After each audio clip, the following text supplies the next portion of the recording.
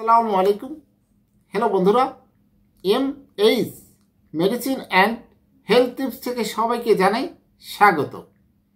আজকে আপনাদের জানাবো শীতে বাতের ব্যথা হলে করণীয় কি। আপনারা অনেকেই এই রোগে ভুগে থাকেন। অনেকে আছে দিন ভালোই যায়, রাত আসলে বাতের ব্যথা সমস্যা হয়, পা চাবায়, পা কামড়ায়, ঘুম আসে না, অনেক কষ্ট হয়। তাদের জন্য এই ভিডিওটি। শরীরে এসব উপসর্গ দেখা দিলেই সতর্ক হতে হবে।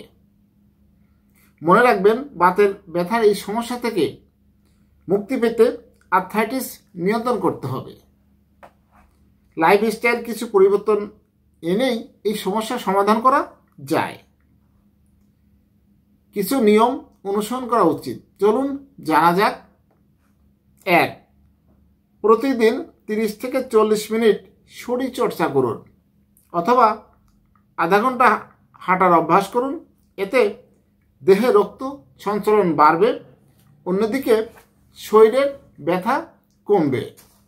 এগুলো কিন্তু আমাদের মনে রাখা উচিত। 2. শীতের কারণে হঠাৎ ব্যথা বেড়ে যায়। এই ব্যথা সারাতে ফিজিওথেরাপির সহায়তা নেওয়ার পাশাপাশি বিভিন্ন ধরনের আয়ুর্বেদ বা ভেষজ তেলে কালো জিরার তেল, অলিভ অয়েল, সরিষার তেল, রসুন একসঙ্গে প্যানে গরম করে তৈরি করে নিতে পারেন বিশেষ আয়ুর্বেদ বা ভেষজ ম্যাসাজ তেল। শরীরের প্রত্যেকটি অঙ্গে এটি ম্যাসাজ করুন। 3.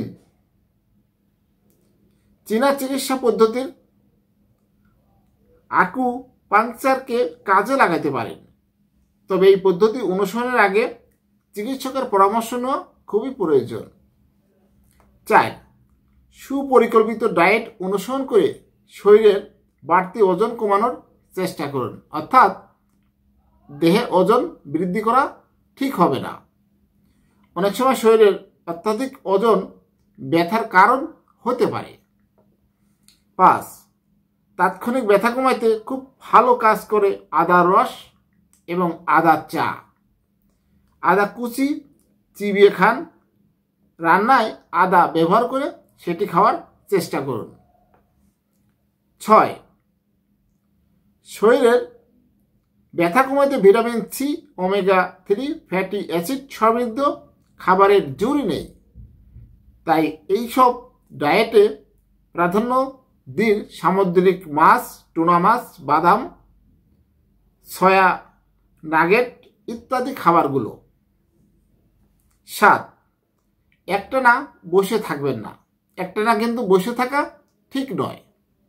অফিসে বসে কাজ করতে হলেও মাঝে মাঝে ব্রেক দিন, হাঁটাচলা করুন, কোমর এবং পায়ের স্ট্রেচিং করুন। এই অভ্যাস না থাকলেও ধীরে ধীরে শীতে আপনার শরীর ব্যথার পরিমাণ বাড়তে শুরু করবে। 8.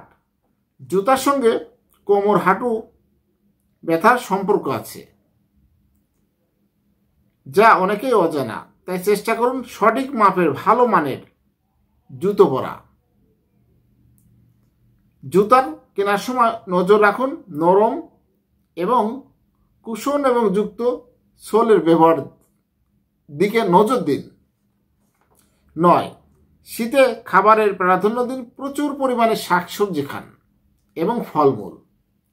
শাকসবজির মধ্যে বেশি ব্রোকলি, গাজর, ছোলা খাওয়ার চেষ্টা করুন।